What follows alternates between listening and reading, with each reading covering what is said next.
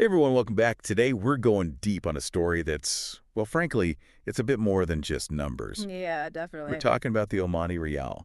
It's been surging lately, It has. and that might sound like good news, Yeah, right? no. But it's actually causing some major headaches for expats who send money back home. Absolutely. Big time. We're going to break down what's happening, why it matters, and what it means for, real people's lives. Exactly. All based on this recent article. The title is Oman Expatriates Confront Record Exchange Rates as Riyal Soars. Catchy. Yeah, right. Yeah. So, I mean, this is a perfect example of how global economics, they have a real impact on people. Oh, for sure. The value of currency.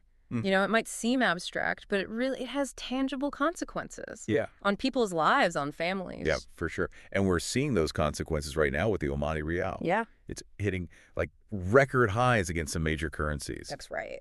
The article mentions as of January 14th, 2025, Okay. one Omani Riyal could get you like 223.8 Indian rupees, Wow. 718 Pakistani rupees, That's a lot. or 313 Bangladeshi takas. Yeah, I mean, put that into perspective. Think about someone who's sending, say, 500 reals home every month to their family. Right. A year ago, Yeah. that could have covered, groceries, school fees, maybe even a little extra. Yeah. Now they're struggling just to cover the basics. Yeah. I mean, that's got to be tough. Families are having to, make some really difficult decisions right Oh, now. absolutely.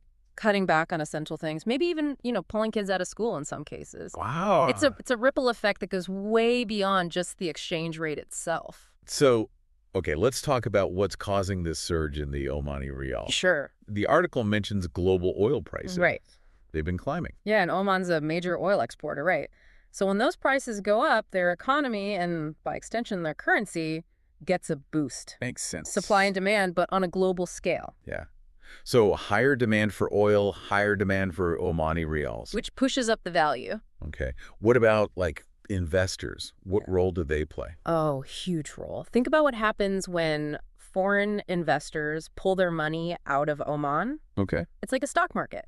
If people sell off their shares in Omani companies, they're exchanging their Riyals for other currencies. Right. Less demand for the Riyal can lead to its value going down. Okay. And what about, the U.S. economy? I know the article mentions that. What's the connection there? Yeah, so a strong U.S. economy can actually lead to a weaker Omani Riyal. Really? Yeah, because a strong U.S. economy often means higher interest rates. Okay. And those higher rates can attract investors away from, emerging markets like Oman. So it's like a seesaw almost. Kind of, yeah. It's this complex interplay of global forces that all kind of feed into each other. It's a complicated. It is. Okay, well, let's try to give people a clear picture here. Okay. The article includes a snapshot of current exchange rates. I'll just run through them real quick. Sure. One Omani Riyal equals 223.8 Indian rupees, 718 Pakistani rupees, 313 Bangladeshi takas, 150.6 Philippine pesos, 760 Sri Lankan rupees, and 355 Nepali rupees. Yeah, and it's crucial to remember that these numbers are constantly in motion. Yeah. Currency markets, they're volatile, so these rates, they can change significantly really quickly. Yeah, talk about a financial roller coaster. It is. I mean, how are expats dealing with all this? It's tough. Yeah. But people are resourceful. Okay. Some are turning to digital platforms like Wise, Remitly. I've heard of those. Yeah, they often offer better exchange rates than, traditional banks. Okay. Others are banding together, pooling their money to send larger sums back home at once, to minimize fees. That's smart. Yeah. Sounds like financial education is more important than ever. Oh, absolutely. If expats, really understand how these rates work, what options are available, they can make, better choices. Knowledge is power, right? Right. Especially when it comes to money in times like these when things are so unpredictable. Yeah, absolutely.